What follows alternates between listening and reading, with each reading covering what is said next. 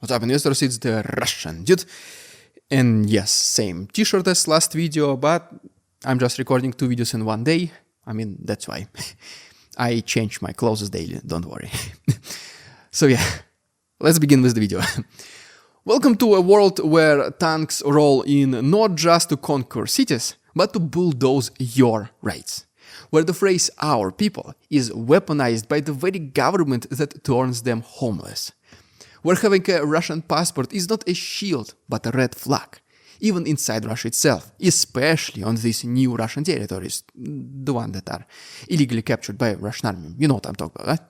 So yeah, today we are heading straight into the gut-wrenching reality of occupied Donbas.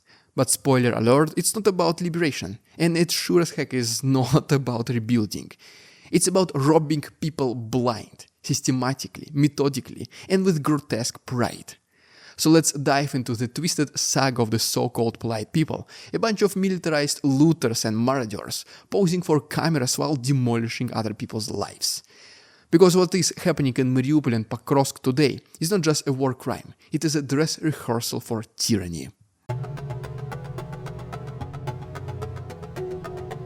Let's start with the house in Pokrovsk, a house that probably belonged to Russian-speaking Ukrainians, the very people Putin claims to be saving and protecting from Ukrainians.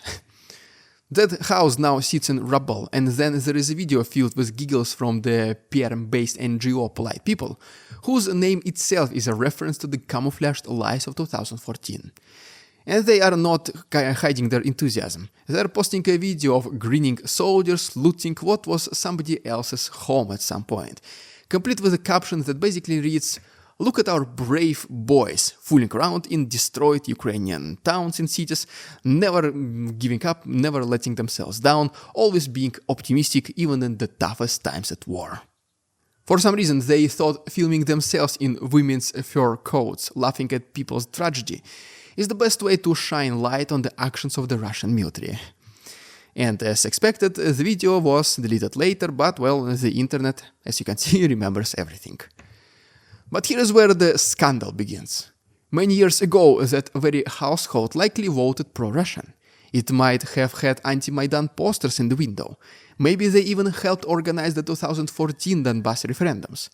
And was the reward for their loyalty, as you can see, getting bombed into homelessness and then turned away at Sheremetyevo airport in Moscow when they tried to enter Russia holding their allegedly new Russian passports. That's right. Refugees from these newly liberated territories are often denied entry, blacklisted from the country they helped. The irony, right? And that country destroyed their homes, promised restorations, and then completely abandoned them when the cameras stopped rolling. The betrayal is simply incredible. These were not random bystanders. They were participants in a dream that never came true. A dream of being part of a brotherly nation. But instead of shelter, they found border guards, rejection slips, and a permanent ban on entry into Russia. Women with children, elderly people, even war veterans are denied the so-called filtration. Some never even make it past the checkpoint. But it even gets worse, believe it or not. If you were not blown up by Russian artillery, you might still be condemned as a traitor for not staying home to welcome your liberators. And if you fled to save your life, well, tough luck, your home is now considered abandoned and handed over to Pushilin's cronies. The same Pushilin, the head of Donetsk region, a pyramid scheme scammer in the past. Yeah, very nice authority, right? The message is pretty clear, at least to us. Loyalty to Putin is a one-way ticket to ruin. And then there is another sickening twist. Those who did not flee and stayed under occupation are now blamed for being in the way. They are scolded for trying to rebuild, forced to beg for utilities, electricity and water in cities where every second pipe has been shattered by shells. In Donetsk, there is water twice a week, for example. Good luck flushing your toilet or washing your kids. This is what Putin's liberation looks like up close, a bureaucratic black hole wrapped in nationalist slogans. But how does legally these seizures happen? I mean, you cannot just take away home and do nothing about it. Or can you? Let's talk about this in our next chapter. Let's talk law, or rather the brutal parody of it. Just before the Donetsk region was absorbed into Russia, Denis Pushilin and his pack of legal vampires passed a resolution revoking ownership of nearly 300,000 properties. One day later, the committee that passed it was, the committee conveniently dissolved. You want to appeal? Okay, do it. Appeal to thin air. Who cares? Even when courts in Moscow dare to challenge some of these decisions, it does not matter. The law remains in limbo, a festering wound where legality should be. And if you're not in Donetsk physically, you are labeled as traitor. It does not matter if you have Russian citizenship or relatives in the army. If you're not there, you are aiding the enemy. Straight to the point, right? How? Because allegedly if you don't live in your house, you rent it. And this rent money and taxes go straight to the Ukrainian budget. What a convenient twist of facts, right? Even though Putin claims Donetsk is a Russian territory. But okay. And what about paperwork? Let's say you somehow survive the bombs, flee the war zone, and then want to reclaim your home. You better have all your documents, including the ones from the Ukrainian government, no less. But if your title deed has a stamp from Kiev, should I even continue? Congratulations, you just got flagged as a suspicious person, to say the least. If the street name has changed, well, that's not your house anymore. If the building number got updated, your property never existed. Simple as that. Real estate laws, Russian style. Complaining about your local HOA not letting you, build a fence or something, well, does not seem so bad after all, right? All this is not even Orwellian anymore, it's medieval. Your house is stolen because you dare to flee a war zone. You are told that your absence equals disloyalty, and should you attempt to reclaim your home, you will be met with changed street names, altered addresses, and layers of bureaucratic sludge meant to break your will. Because not too many people are willing to fight for their half-destroyed homes anyways. And oh yeah, the games they play, almost forgot about those. If you once had 2 apartments, greedy. If your home was big, you don't need that much space anyways. If you refuse to live in a fire-damaged ruin with no roof, well, you just forfeited your rights yourself. That's it. Congratulations, you played yourself.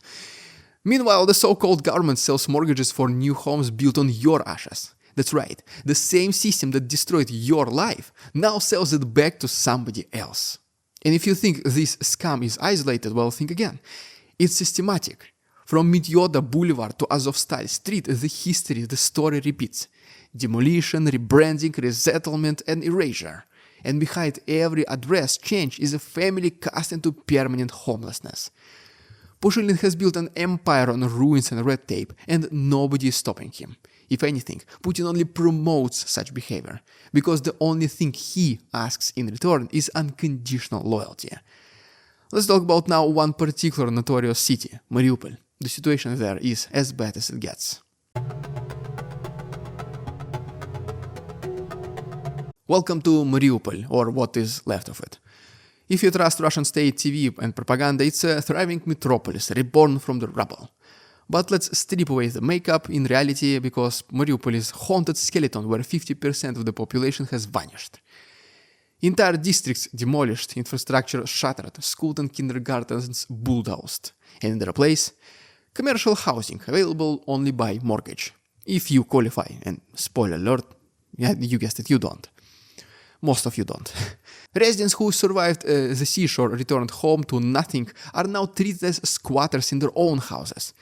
The state labels their homes abandoned, then bulldozes them for real estate projects, and if you complain, you get humiliated. They say, we are offering you replacement housing. Except it's not yours, it's somebody else's bombed-out apartment offered as compensation. And if that was not wild enough, here comes the worst part. They changed the names of the streets once again, sometimes even the names of the buildings, even entire neighborhoods, which is all part of a process they call denazification. So even if you have a deed in your property, the new address might not even exist in their books. And well, you, as you imagine, you become a ghost in the system. They tell you, sorry, no such street, no such house, stop trying to cheat the system.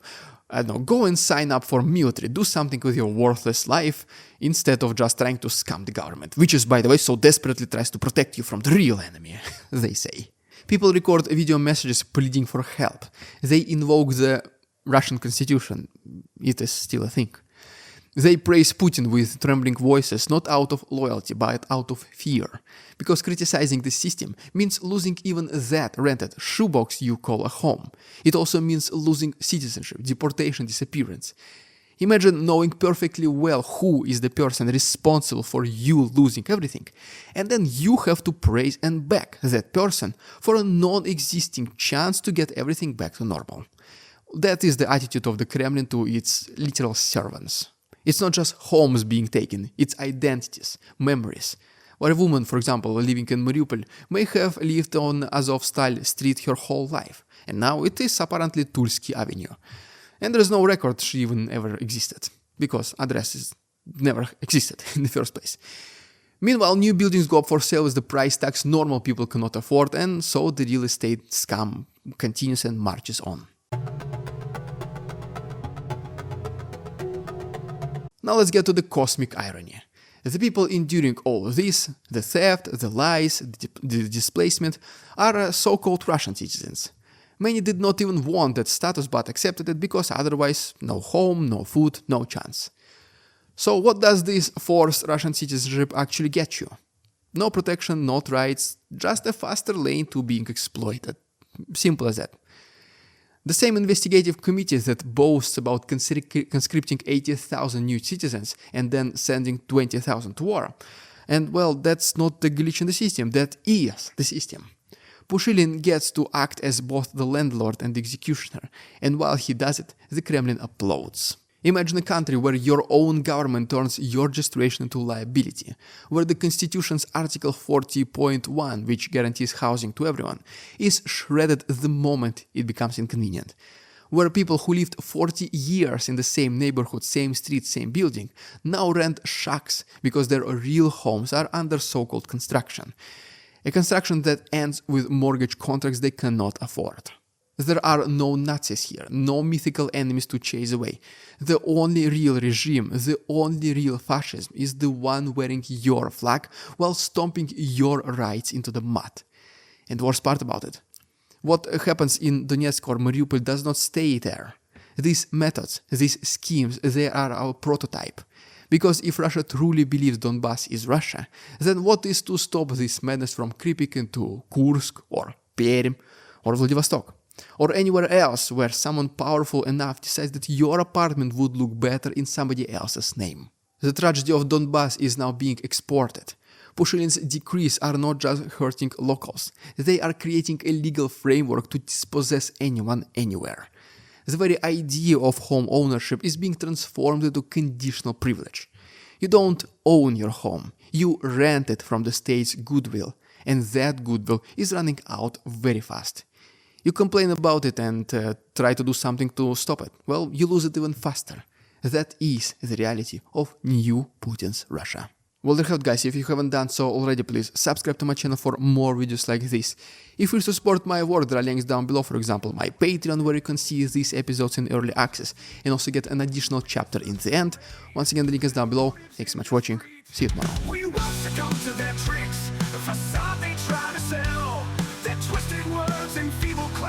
All they cannot quell. We see through their lies, their feeble attempts to sway. We do not believe in ridiculous Russian propaganda.